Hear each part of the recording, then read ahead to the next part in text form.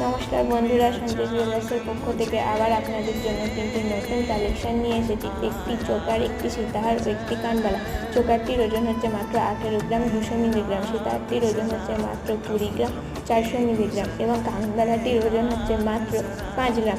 আমাদের সব গহনায় HUID hallmark যুক্ত। আপনাদের কারোর যদি পছন্দ হয়ে থাকে কমেন্ট করে জানাবেন, আর একটু লাইক, শেয়ার অ্যান্ড সাবস্ক্রাইব করে দেবেন।